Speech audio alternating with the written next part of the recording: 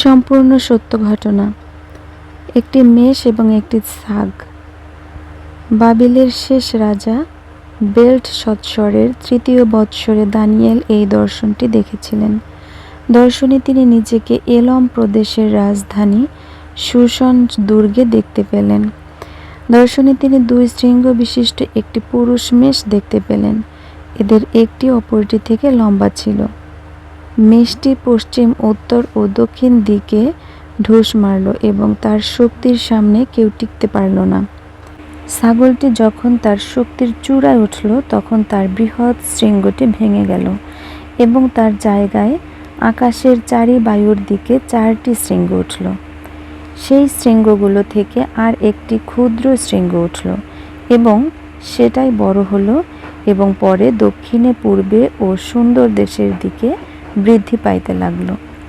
এই শৃঙ্গটি নিজেকে তারাগুলোর কর্তার সমান বলে দাবি করল এবং সে সত্যকে মাটিতে ছুঁড়ে ফেলল। সে যা কিছু করল তাতেই সফল হলো। প্রশ্নের জবাবে শুনলাম, এই দর্শনে যা দেখানো হলো তা কতদিন ধরে চলবে?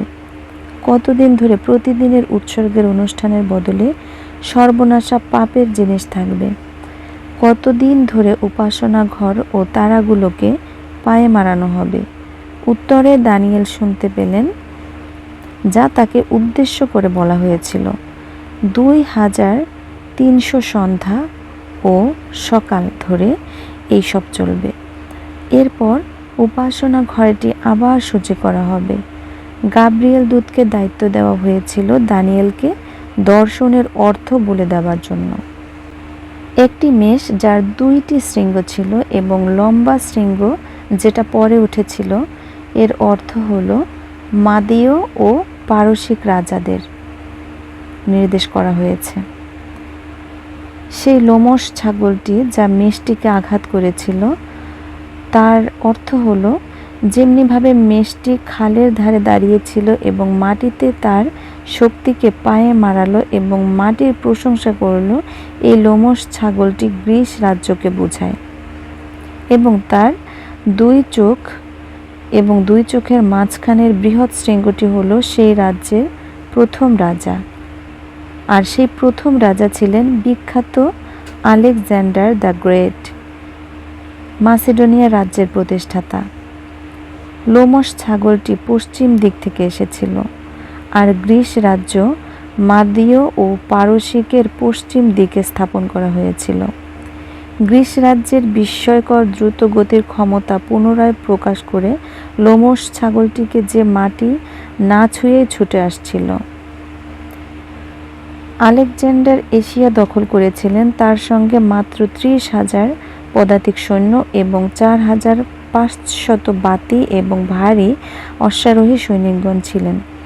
তিনি গ্যানিকাস নদীর দক্ষিণ পারে পারসিক সৈন্যদের সজ্জিত অবস্থায় খুঁজে পেয়েছিলেন।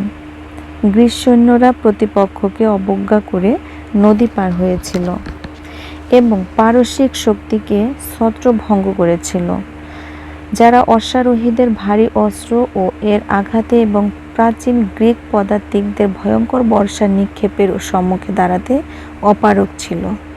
বর্ষাটি ছিল 20 ফুট লম্বা। আলেকজান্ডার নতুন এবং দানবীয় আকৃতির প্রায় 6 লক্ষ পারসিক সৈন্যের সঙ্গে সংগ্রামে মুখোমুখি হয়েছিলেন। পারসিক রাজ দারিয়াস ব্যক্তিগতভাবে এই সংগ্রামের হুকুম দিয়েছিলেন। দারিয়াসের অবস্থান স্থলের সম্মুখ দিয়ে পিনারাস নদী বয়ে চলেছে। যদিও এর আকার ভয়ঙ্কর ছিল, তবুও পারসিক সৈন্যরা সম্পূর্ণরূপে পলায়ন করেছে বিস্ময়কর ধ্বংস ও হত্যাকাণ্ডের হাত থেকে বাঁচার জন্য। দারিয়াসের মা, স্ত্রী, বোন, ছোট ছেলে, 2 মেয়ে সহ ঘোড়ার রথ, ঢাল, ধনুক এবং লক্ষ লক্ষ ডলার সমান টাকা সমস্তই শত্রুর হাতে ধ্বংস হয়ে যায়।